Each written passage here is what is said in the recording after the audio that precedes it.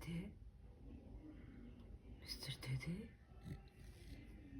Oğlum sen gözleri açık mı uyuyorsun oğlum sen?